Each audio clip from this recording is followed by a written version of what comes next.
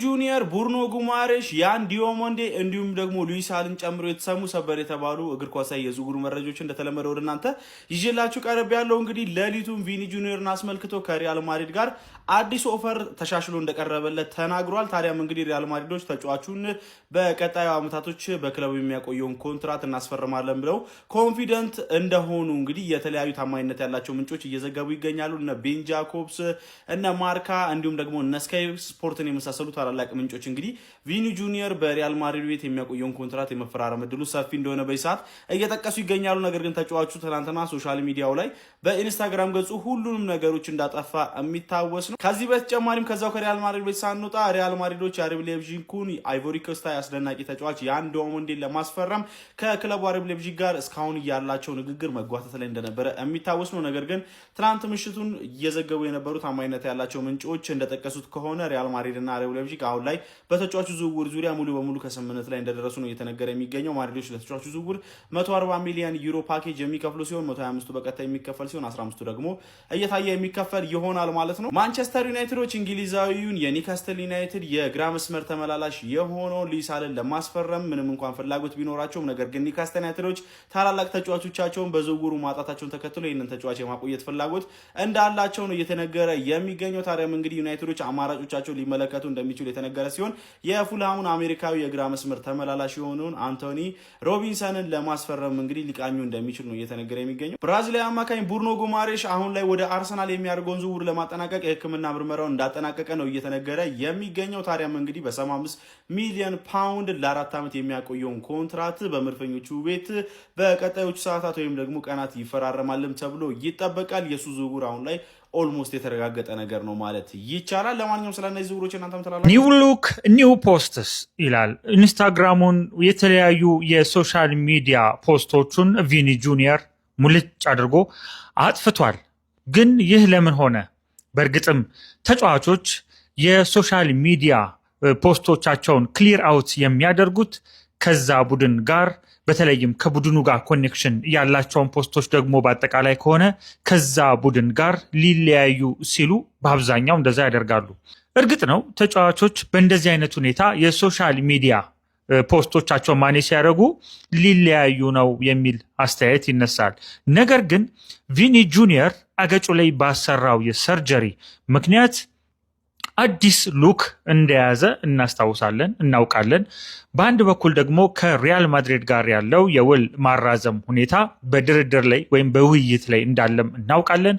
ይህንን ተከትሎ አርሰናል የተጫዋቹ ፈላጊ ሆኖ ቀርቦ ነበረ። ነገር ግን ማድሪድና ቪኒ ጁኒየር የሚያደርጉት ውይይት ፖዚቲቭ አውትካም ይዞ መምጣቱን ተከትሎ ቪኒ ጁኒየር ቀጣይ የውድድር ዘመናትን በማድሪድ ይቆያል የሚለው አንድምታ በብዙሃኑ ጋዜጠኞች ይሁንታን አግኝቶ ወይንም ደግሞ በብዙሃኑ ጋዜጠኞች ተዘግቦ ሰምተናል። ትናንትና አመሻሹን ያው ጠይቆ እምቢ መባል ትንሽ ስለሚደብር ጠይቀው እምቢ ሲባሉ ምን እንደሚሉ ስለማናውቅ አሁን ላይ የቪኒ ጁኒየር አሁናዊ የሶሻል ሚዲያ ማኔጅመንት ሁኔታ የሚያሳየው ከሰርጀሪው አንጻር ነው እንጂ ከትራንስፈር አንጻር እንዳልሆነ ልብ ለማለት ያስፈልጋል ማለት ነው። አርሰናል ቡርኖ ጉማሬሽ እንደሚያስፈርመው ከተረጋገጠ በኋላ በቀጣይ የውድድር ዓመት የሚኖረው የመሀል ሜዳ ተጫዋቾች ምርጫ ይህንን ይመስላል። ጋይስ ብዛት ከጥራት ጋር ማለት ይሄ ነው።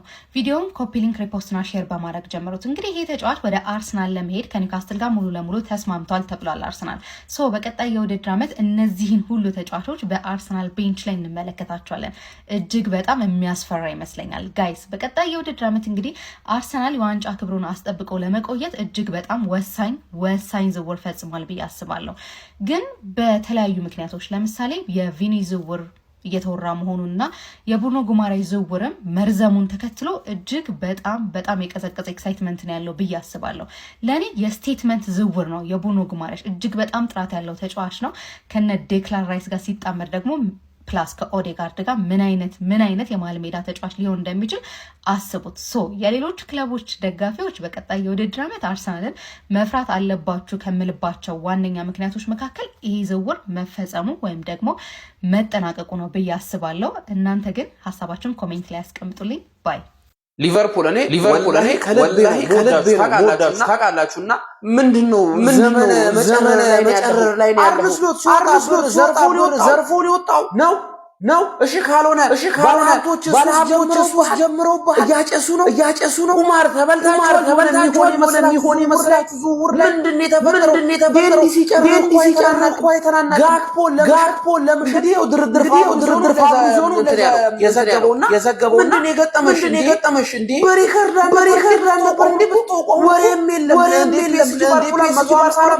እሱ ላይም የለም ድርድር ምንድነው የገጠመን ያፈር ልብለ እኔ ግን ማለት ነው ምን አለ ፕሪሚየር ሊግ አዲስ ፈራሚዎች የተጠበቁ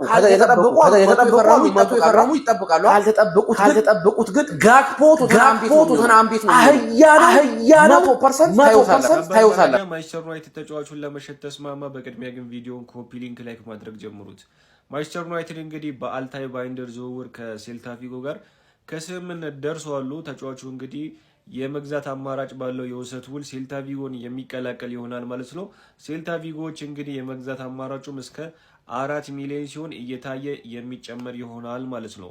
እኛ የፈለግነው ይህንን ሳይሆን እባካችሁ ኢኒዮሶች የዝውውር መስኮቱ ሊዘጋ 28 ቀን ነው 29 ቀን ነው የሚቀረው።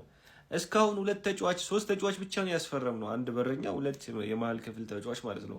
ጠላት መንደር እዛ ቡርኖን አስፈርሞ ትክክለኛውን ቡርኖ አስፈረምን። ቡርኖ ይህንን ወስደው ቢሆኑ ምን ሊሆኑ ነበረ? እና እኛ የሚያስፈልገን በይሳት የአልታይ ባይንደር መልቀቅ ምናምን ሳይሆን እባካችሁ ተጫዋች አስፈርሙልን እባካችሁ። ሉዊስ ሆል ወደ ማንቸስተር ዩናይትድ። የማንቸስተር ዩናይትድ ደጋፊ ከሆናችሁ በሉዊስ ሆል ጉዳይ ቦምብ የሆነ መረጃ ወጥቷል። ቪዲዮን 5 የኮፒ ሊንክ በማድረግ ለሰፊው የማንቸስተር ዩናይትድ ደጋፊ አድርሱት። አሁን የቶክ ስፖርት ጸሐፊ አሌክስ ክሩክ ይዞት እንደወጣው መረጃ ከሆነ ማንቸስተር ዩናይትድ ለሉዊስ ሆል 60 ሚሊዮን ፓውንድ ለመክፈል ዝግጁ መሆኑን ተናግሯል ማለት ነው። እኔ ባለፈው ቪዲዮ ላይ ለተጫዋቹ ላይ ካመነበት ገንዘቡን ይከፍላል ብያችሁ ነበረ። አሁን ይህንኑ አሌክስ ክሩክ ይዞት የወጣው መረጃ ያሳያል ማለት ነው። እና ደግሞ ተጫዋቹ ክለባችንን መቀላቀል በጣም ይፈልጋል። ፐርሰናል ተርም ደግሞ ችግር ይሆናል ተብሎ አይጠበቅም። አሁን ኒውካስትልና ማንቸስተር ዩናይትድ የሚያደርጉ ድርድር ይጠበቃል ማለት ነው። በዚህ ሳምንት እንግዲህ የተጫዋቹን ዝውውር ለመቋጨት መወሰናቸውን ነግሬያችሁ ነበረ። አዲስ ነገር በዚህ ሳምንት በተጫዋቹ ዙሪያ የምንሰማ ይሆናል ማለት ነው። ለዩናይትድ ይሄ በጣም አሪፍ ዝውውር ነው። ብሩኖ ጊማሬጅ ወደ አርሰናል መዘዋወሩ እኛ ሉዊስ ስኬሊን ለማግኘት እድላችን ሰፊ እንዲሆን አድርጎናልና ሉዊስ ሆል ኒውካስትሎች መሸጥ አይፈልጉም። መሸጥም ቢፈልጉ ከፍተኛ ዋጋ ነው የሚያቀርቡትና ዩናይትዶች በዋጋ ደግሞ ከማንም ጋር እንደማይደራደሩ በዚህኛው የዝውውር መስኮት አይተናል። ስለዚህ የሉዊስ ሆል ዋጋ ከፍተኛ የሚሆን ከሆነና ኒውካስትሎች የሚቀብጡ ከሆነ ወደ ሉዊስ ስኬሊ የሚሄድ እድላችን ሰፊ ነው። ሉዊስ ስኬሊ ክለቡን ለመልቀቅ ዝግጁ ይሆናል ብዬ አስባለሁ። 2 ዓመት ተከታታይ እንግዲህ የጨዋታ ማነስ ገጥሞት አዜ ይሆናል ብዬ አላስብም እና የመሃል ሜዳው ቦታ ላይ እድል እንደማይሰጠው እንግዲህ እየተመለከትን ነው። ብሩኖ ጊማሬጅን የማስቀመጥ እድል አይኖርም። ዙቤሜንዲ እንዳስቀመጠውና ዙቤሜንዲንም ባለቀ ሰዓት ነው አርቴታ ሲመረው ማስቀመጥ የቻለውና በዚህኛው ዓመት አናቅም ማንን እንደሚጠቀምና ሉዊስ ስኬሊን እድል ይሰጠዋል አይሰጠውም የሚለው ነገር። ስለዚህ ሉዊስ ስኬሊን ለማግኘት እድል ይኖራል። ዩናይትዶች አሁን ሉዊስ ሆልን ሞክረው ካልሳካላችሁ ወደ ሉዊስ ስኬሊ የሚሄድ እድላችን ሰፊ ነው። ሉዊስ ስኬሊን እኔ ብናመጣው በጣም ደስተኛ ነው መሆኑና ይሄኛው ትልቅ ፖይንት ነው። ይሄ ለኛ የሆነ መንደርደሪያ ነው ብዬ አስባለሁና ምን ታስባላችሁ?